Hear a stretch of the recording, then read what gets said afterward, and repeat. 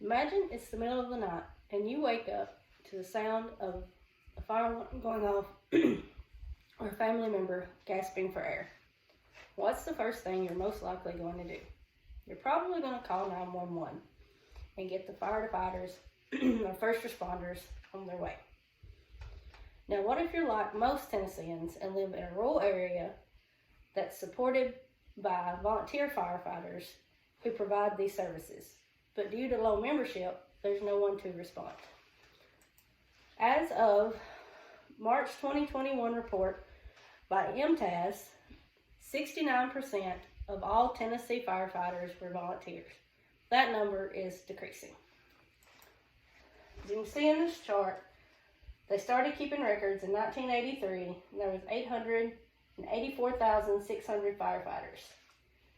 And as of 2017, there was 682,600. It's a pretty drastic decline.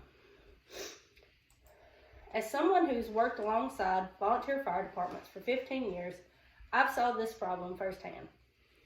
In order to recruit new members and keep current ones from leaving, incentives should be implemented at both the state and local levels. First, we're going to talk about the financial and societal impacts of volunteer fire departments, and then we'll discuss some possible incentives to help combat the problem of low volunteerism. Let's start with talking about the financial benefits of volunteer fire departments. The National Volunteer Fire Council says that in time alone, volunteers saved locations across the country $46.9 billion a year.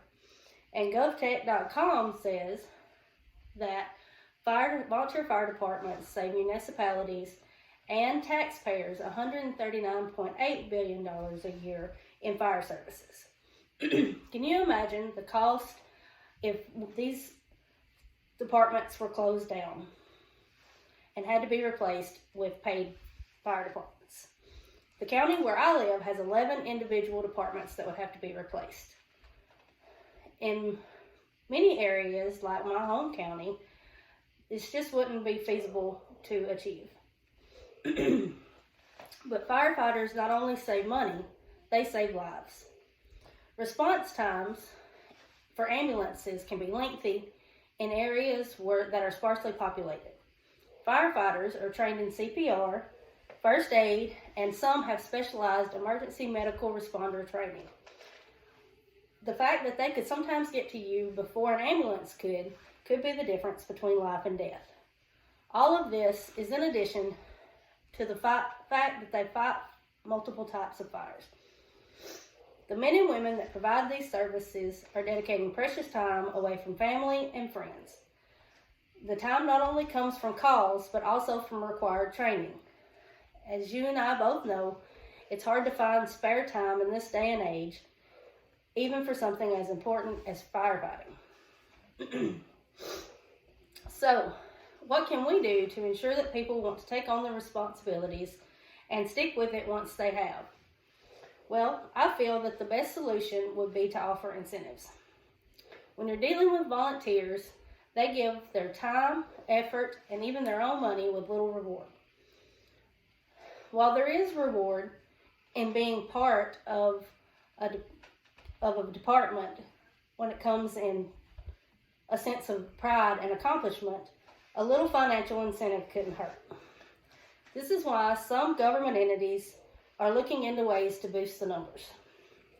Business Insights says that the city of Norwalk, Kentucky has a property tax break for volunteer firefighters that has been in place for 25 years. And they recently voted to raise that from $1,500 a year to $2,000. The state of Tennessee currently has 2 bills proposed to help boost recruitment. The first one is a length of service award program that would be kind of like a retirement program. And the other would offer reimbursement for each volunteer up to $600 for completing 30 hours of training a year.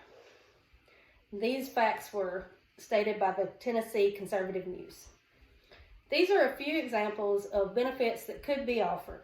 Would any of these make you consider volunteering?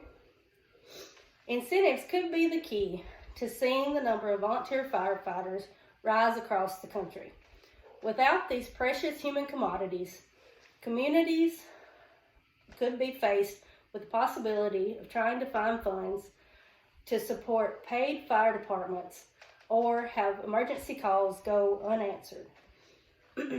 Offering benefits such as tax breaks and retirement plans may well be the answer to an increasing problem.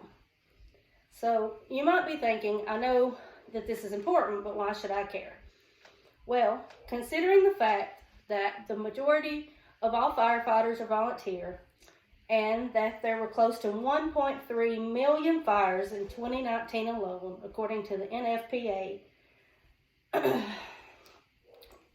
wouldn't you want to do anything you could to make sure that someone responds when you dial 911